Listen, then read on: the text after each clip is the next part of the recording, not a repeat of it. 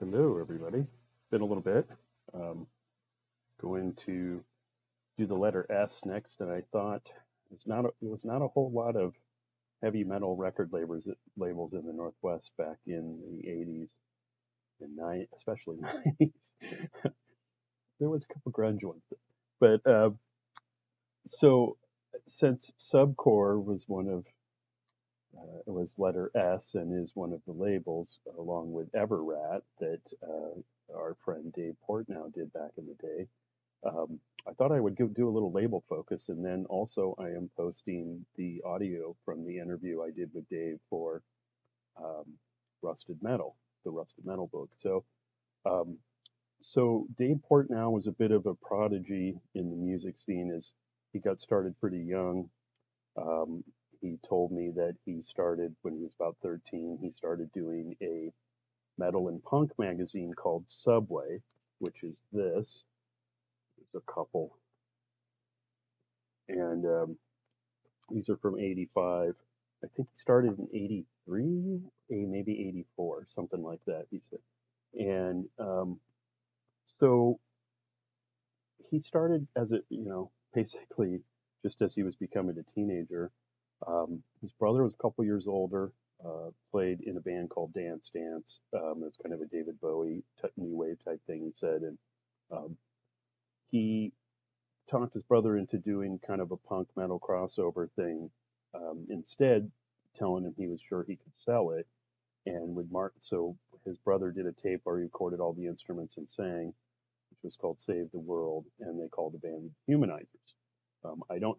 So he did two demo tapes, one in '84 and one in '85. I don't have them, but this is a CD reissue Dave did when he came back in 2007. I think he started back with a record label again called Pig Records, PIG, Portnow Entertainment Group is what that stands for. This was kind of a reissue, first official release on CD of those first two Dehumanizers demo tapes, which kind of kickstarted the whole thing for him. So he said out of advertising, they were able to get a lot of attention and sell a bunch of copies. And um, by 1985, he was helping book shows and working at the Guerrilla Gardens Rock Theater, um, uh, and managing a couple different bands. Besides helping manage his brother's band and doing distro and stuff for them, he managed Max Planck from Port Townsend, I forget what, out there in the peninsula. Kill the Core was another one, and helped shop their demo tapes and that sort of thing too.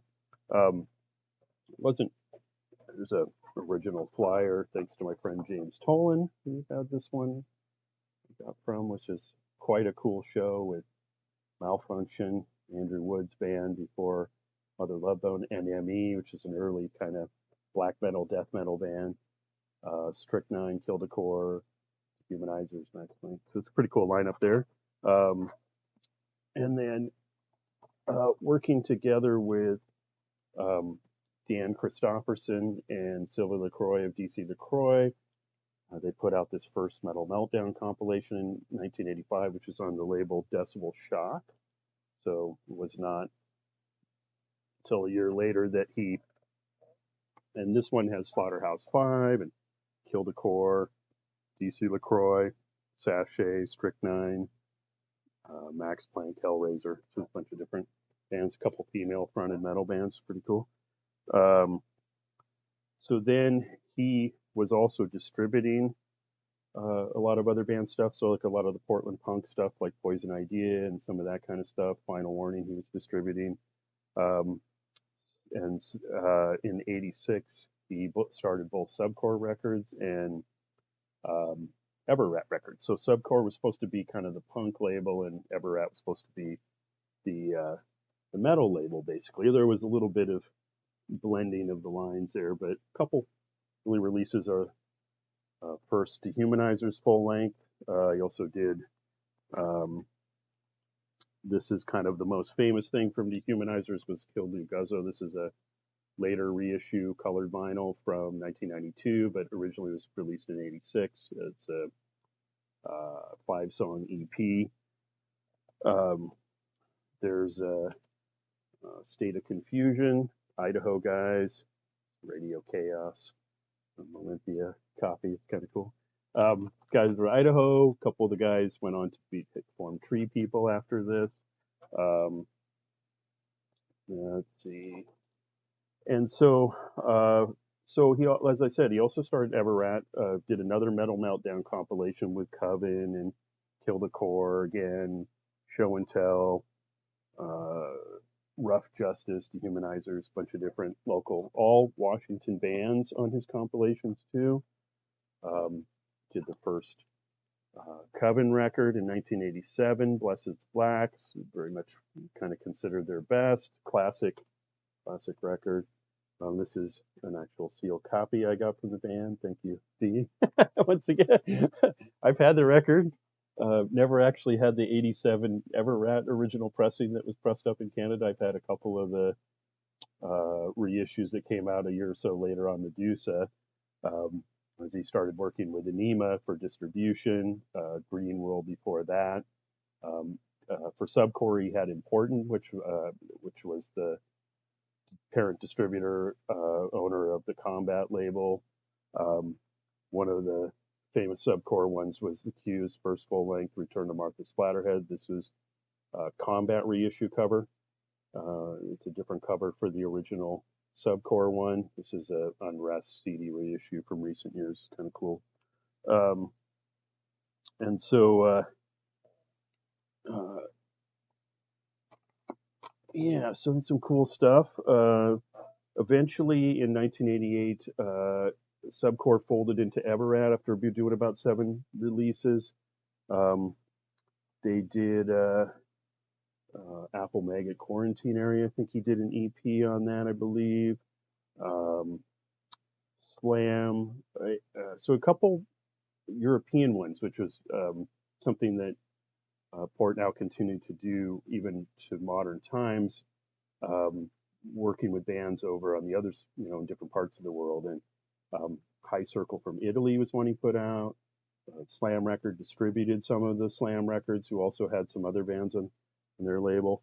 But he said he had problems with Import, with Relativity was the parent company, I believe, going out of business or having problems or whatever, to where he ended up folding that into just doing Everrat.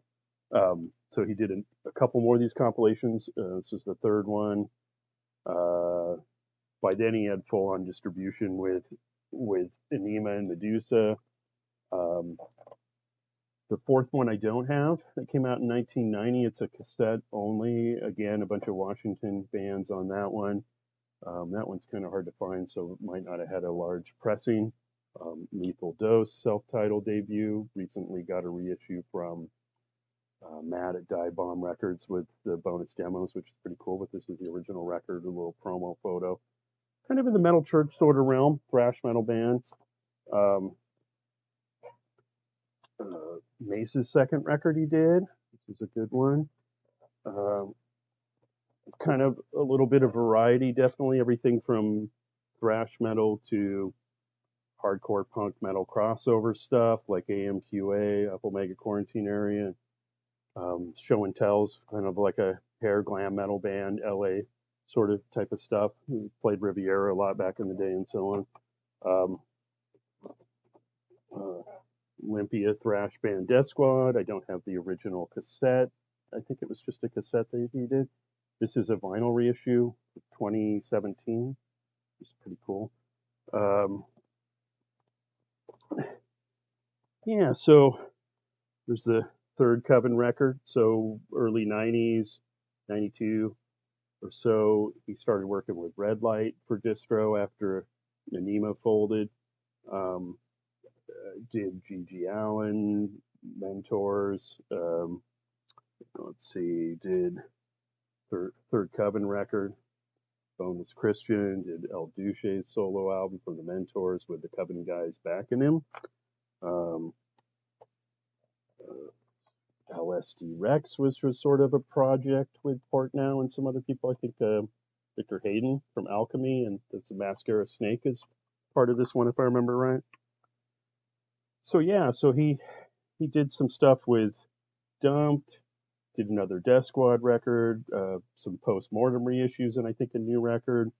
Um, Thrash Forward, the Tacoma thrash band, did a cassette with them, and then he also did a rap label. Even Nima wanted him to do a rap label.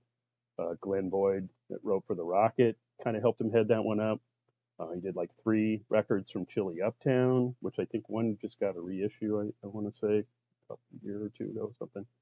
And then Power Core, which is kind of a crossover rap hardcore thing. Action Buddy, which is kind of a cool metal rap crossover. This was a CD reissue Dave did on Pig that collected the original tape with some bonus stuff. This is pretty good stuff, pretty interesting stuff actually. Um, so yeah, so the label ended up kind of tanking in '93. He had problems with distro, as I was saying. The Enema guys, he said, owed him like something like $250,000. So that was pretty much it. I think he said he gave the name to the Thrash Forward guy. Reactivate, I think, was his band by then. He did a couple issues on there in the '90s. But fast forward to I think he's 2007 is when he brought Pig Records back, or started Pig Records, I should say. Um, and that's he's done a lot of punk stuff on there. Raw Power, he even worked with the Italy hardcore punk band. Did some Dehumanized reissue stuff. This was like an EP of some stuff I think from the '90s that never got reissued. He said. Did the El Duches is actually the reissue one with a bunch of bonus stuff. Um, he just did this a little while ago. It's pretty cool. It was a live Accused record that Jeff Amented recorded, the bassist from Pearl Jam and Green River and Mother Love Bone, originally a Montana guy.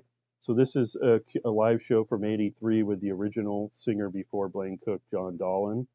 So this is a cool full show, colored vinyl, reissue, limited edition. I think they only did like 500 of each color or something like that. And then he's done a couple other cool things. A little Randy Hansen single, the Jimi Hendrix impersonator from the '70s and '80s, with some little crayons you can color it in.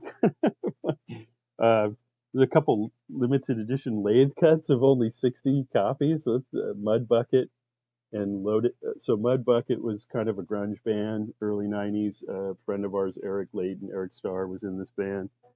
Sadly passed away a couple of years back. And Lockdown Junkies is a project with a guy from Rigor Mortis and a couple other guys from other bands and stuff. So that's kind of a cool thing.